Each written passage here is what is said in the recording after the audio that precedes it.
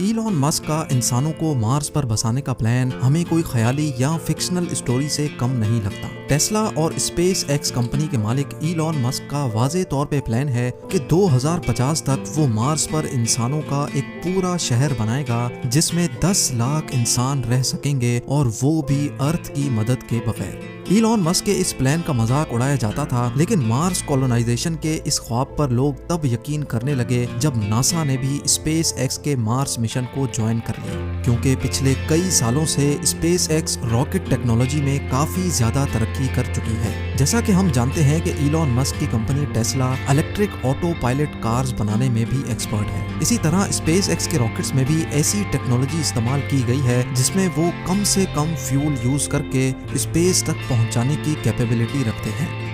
Mars, जो कि अर्थ से 6 करोड़ 20 लाख किलोमीटर दूर है, वहां तक इंसानों को पहुंचाने के लिए एक खास स्टारशिप बनाई जा रही है जो इलॉन मस्क के मुताबिक टेस्ला में इस्तेमाल होने वाली बैटरीज पर ऑपरेट होगी, यानी उसमें फ्यूल कम से कम इस्तेमाल किया जाएगा।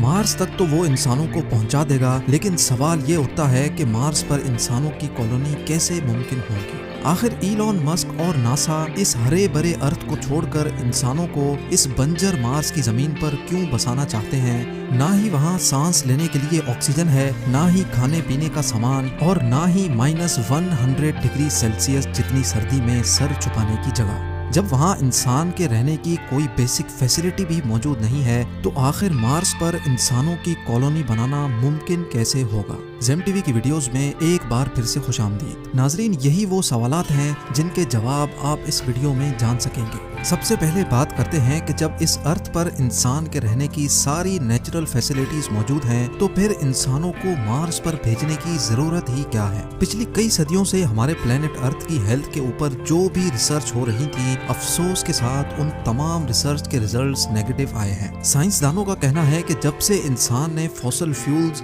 यानी पेट्रोल और गैस का इस्तेमाल शुरू किया है, तब से अर्थ का टेम्परेचर बढ़ता चला जा रहा है, और एक वक्त ऐसा आएगा जब ये टेम्परेचर इतना ज्यादा हो जाएगा कि अर्थ पर किसी भी जानदार का रहना मुमकिन नहीं होगा। एक सर्वे के मुताबिक हर 10 सालों में अर्थ का एवरेज टेम्परेचर 0.16 डिग्री सेल्सियस जितना बढ़ रहा है, यानी जिन गर्म इलाकों में अभी इंसान बसते हैं, अगर ये सब ऐसे ही चलता रहा तो आज से 150 सालों के बाद वहाँ इंसान का रहना मुमकिन नहीं होगा। टेम्परेचर बढ़ने की वजह से ग्लेशियर्स भी धड़ाधड़ पिघल रहे हैं, जिनकी वजह से फ्लड्स, साइक्लोन्स और सुनामी का चांस भी बढ़ता जा रहा है। बात सिर्फ फ्यूल के इस्तेमाल की ही नहीं है। इस पॉल्यूशन ने हमारे अर्थ की ओजोन लेयर को भी डैमेज कर दिया है। वो ओजोन लेयर जो सूरज से निकलने वाली जानलेवा रेस से हमें बचाती है, वो भी अब आहिस्ता आहिस्ता करके डैमेज होती जा रही है। यानी एक तरफ पॉल्यूशन से पैदा होने वाली गर्मी और दूसरी तरफ खौफनाक सोलर रेडिएशंस।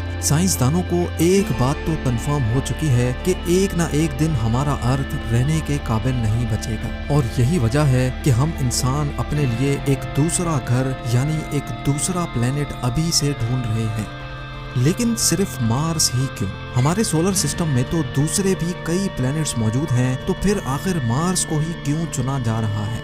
हमारे सोलर सिस्टम में हमारा एक पड़ोसी प्लेनेट वीनस है और दूसरा मार्स। वीनस जो मार्स के मुकाबले में अर्थ से काफी ज्यादा करीब है, लेकिन हम वहाँ नहीं जा सकते क्योंकि वहाँ वही सब कुछ है जिससे हम भाग रहे हैं, यानी गर्मी। जी हाँ, वीनस सूरज के गिर्द चक्कर लगाने वाला दूसरा प्लेनेट है जहाँ गर्मी इतनी शदीद होती है कि लोहे को भी पिघला कर रख दे। दूसरी तरफ हमारा पड़ोसी है मार्स, जो सूरज के गिर्द चक्कर लगाने वाला चौथा प्लेनेट है। यहाँ वीनस जैसी आग तो नहीं बरसती, पर यहाँ सर्दी अर्थ के आर्कटिक रीजन से भी ज्यादा होती है। सिर्फ कड़ाकेदार सर्दी ही नहीं है जो मार्स पर इंसानों के लिए मुश्किल खड़ी करे, बल्कि ना ही वहाँ ऑक्सीजन है और ना ही पानी, यानी इंसान के जिंदा रहने की बेसिक फैसिलिटीज भी वहाँ मौजूद नहीं है। ये सारी कंडीशंस जानने के बावजूद भी नासा और इलॉन मस्क के पास आखिर ऐसा क्या प्लान है जिससे वो मार्स पर इंसानों को जिंदा रख सकते हैं? इलॉन मस्क के प्लान के मुताबिक 2026 में पहले मार्स पर इंसानों का एक छोटा ग्रुप जाएगा। इस ग्रुप के पास कम से कम 2 साल जिंदा रहने की तमाम चीजें मौजूद होंगी। यानी खाना पीना, ऑक्सीजन और प्रेशराइज्ड सूट्स। लेकिन इस ग्रुप के वहां जाने से भी पहले मार्स पर एक प्रोटेक्टिव शेल्टर बनाना बहुत ही जरूरी है, क्योंकि मार्स पर मिट्टी के खौफनाक तूफान इंसानों को नुकसान पहुंचा सकते हैं। ये प्रोटेक्टिव शेल्टर्स मार्स पर मौजूद मिट्टी से ही बनाए जाएंगे, लेकिन जब मार्स पर इंसान नहीं होंगे तो ये शेल्टर आखिर बनाएगा कौन? हैरत अंगेज तौर पे ये शेल्टर्स मार्स पर मौजूद रोबोट्स बनाएंगे। आर्टिफिशियल इंटेलिजेंट रोबोट्स को इंसानों से पहले मार्स पर भेजा जाएगा। ये एक खास किस्म के रोबोट्स होंगे जो वैसे तो अलग अलग हिस्सों में काम कर सकेंगे, लेकिन जरूरत पड़ने पर वो आपस में जुड़ भी सकेंगे। ये रोबोट्स इंसान के काम करने से काफी ज्यादा फास्ट काम कर सकेंगे, जिनमें कैमरास, सेंसर्स, मिट्टी खोदने के लिए एक्सकवेटर्स और 3D प्रिंटर यूनिट्स भी लगे होंगे। सोलर एनर्जी से चलने वाले ये रोबोट्स पहले तो सेंसर्स की मदद से एक खास किस्म की मिट्टी ढूंढेंगे। जिस जगह पर वो खास मिट्टी ज्यादा पाएंगे वहीं वो अपना बेस यूनिट कायम कर लेंगे। इन रोबोट्स में से जिसका काम डिगिंग का होगा वो उस जगह को खोदकर मिट्टी को कलेक्ट करेगा और फिर छोटे छोटे रोबोट्स ये मिट्टी रिफाइनिंग यूनिट तक लेकर जाएंगे। रिफाइनिंग के बाद ये मिट्टी 3D प्रिंटर यूनिट तक पहुंचाई जाएगी, जो एक एक लेयर करके 3D प्रिंट करते जाएंगे। कई महीनों तक ये काम ऐसे ही चलता रहेगा, जिसको अर्थ से बैठकर भी मॉनिटर किया जा सकेगा। शेल्टर कंप्लीट होने के बाद स्टार्ट होगा रोबोट्स का दूसरा फेज। अब मार्स पर पहली बार इंसानों का एक ग्रुप लैंड करेगा। क्योंकि इंसान यहाँ पहली बार लैंड करेंगे, इसीलिए इनके पास काफी सारा सामान भी मौजूद होगा। मार्स पर मौजूद रोबोट्स इंसानों को वहाँ वेलकम करेंगे, उनका सामान उठाकर लैंडिंग साइट से बेस यूनिट तक लेके जाएंगे और बेस यूनिट के शेल्टर के अंदर छोटे छोटे यूनिट्स को रखा जाएगा, जो अपने आप इन्फ्लेट हो जाएंगे। क्योंकि मार्स का एटमॉस्फेरिक प्रेशर बहुत ही कम है, इसी वजह से इंसान वहाँ इन प्रेशराइज्ड यूनिट्स में रहेंगे। यानी इन यूनिट्स में अर्थ की तरह आर्टिफिशियल प्रेशर बनाया जाएगा। ये सारे प्रेशराइज्ड केबिन्स एक दूसरे से जुड़े होंगे और इनको इलेक्ट्रिसिटी देने के लिए एक सोलर फार्म रोबोट्स की मदद से कायम किया जाएगा। अगर किसी इंसान को बेस यूनिट से बाहर जाना होगा तो एक स्पेशल गाड़ी केबिन के दरवाजे से आकर फिक्स हो जाएगी, ताकि दरवाजा खोलने से अंदर का प्रेशर लीक ना हो सके।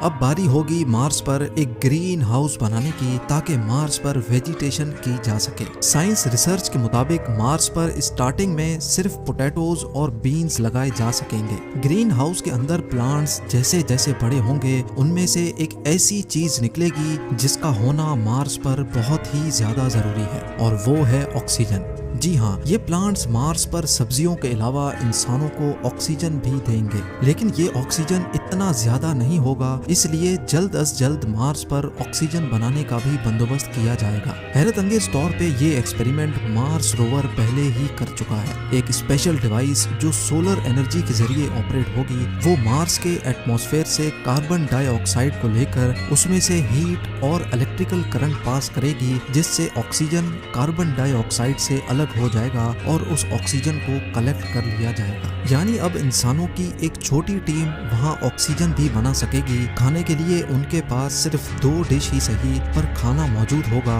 और मार्स की जमीन के नीचे फ्रोजन वाटर मार्स पर मौजूद रोवर पहले ही ढूंढ चुका है, तो उस बर्फ को पिघलाकर पानी भी बनाया जाएगा। 100 बातों की एक बात, मार्स पर भेजे गए इंसान अब बगैर अर्थ की मदद से जिंदा भी रह सकेंगे और वक्त पड़ने पर वापस अर्थ की तरफ रवाना भी हो सकेंगे। लेकिन क्या ये सब ऐसे ही चलता रहेगा? क्या मार्स पर जाने वाले लोग कभी भी अपने केबिन से बाहर नहीं निकलेंगे? अगर मार्स पर जाकर भी ऐसी ही जिंदगी गुजारनी है, तो फिर इतने ज्यादा ताम झाम की आखिर जरूरत ही क्या थी? साइंसदानों के पास इस मसले का कोई सॉल्यूशन तो नहीं है, लेकिन उनका ये ख्याल है कि अगर मार्स के एटमॉस्फेयर में कुछ ऐसी चेंजेस की जाएं जिससे मार्स का टेम्परेचर बढ़ जाए, तो शायद आने वाले 100 या 200 सालों के बाद मार्स वैसा ही हरा भरा हो सकता है जैसा अभी हमारा अर्थ है। यानी साइंसदानों के मुताबिक मार्स का टेम्परेचर बढ़ाने से वहाँ दोबारा जिंदगी पाई जा सकती है, और इस काम के लिए जो आइडियाज दिए जा रहे हैं वो जानकर यकीन करना मुश्किल होगा। एक MIT स्टूडेंट मार्गरिटा मैरिनोवा का आइडिया है कि मार्स पर रोबोट्स की मदद से फैक्ट्रीज बनाई जाएं, जो सुबह शाम और दिन रात सिर्फ एक ही काम करेंगी। उनका काम होगा सिर्फ धुआं निकालना, और उस धुएं की वजह से मार्स में भी वही सब कुछ होगा जो अर्थ के साथ हो रहा है, यानी ग्लोबल वार्मिंग। दूसरी तरफ इलॉन मस्क ने भी मार्स का टेम्परेचर बढ़ाने के लिए एक आइडिया दिया है और वो ये है कि मार्स पर न्यूक्लियर वेपन इस्तेमाल किए जाएं। उनका कहना है कि मार्स पर 10,000 न्यूक्लियर मिसाइल्स फायर किए जाएंगे तो वहाँ की आइस भी मेल्ट होगी और वहाँ का ओवरऑल टेम्परेचर भी बढ़ेगा, जिसकी वजह से मार्स जल्द अज जल्द इंसानों के रहने के काबिल बन सकेगा। नाजरीन, इलॉन मस्क और नासा का अभी तक का प्लान यही है कि 2026 में पहले इंसानों का छोटा ग्रुप वहां जाकर मुख्तलिफ एक्सपेरिमेंट्स करेगा और फिर हर 2 सालों के बाद जब अर्थ और मार्स एक दूसरे के करीब आ जाते हैं तब वहां मजीद लोग भेजे जाएंगे। 2050 तक मार्स पर 10 लाख लोग ऐसे ही प्रेशराइज्ड केबिन्स में रहेंगे और साथ साथ मार्स का टेम्परेचर बढ़ाने के लिए भी कोशिशें की जाएंगी। उनका ख्याल है कि 100 या 200 सालों के बाद वो मार्स को भी अर्थ जैसा प्लेनेट बनाने में कामयाब हो जाएंगे। उम्मीद है ज़ेम टीवी की ये वीडियो भी आप लोग भरपूर लाइक और शेयर करेंगे। आप लोगों के प्यार भरे कमेंट्स का बेहद शुक्रिया। मिलते हैं अगली शानदार वीडियो में।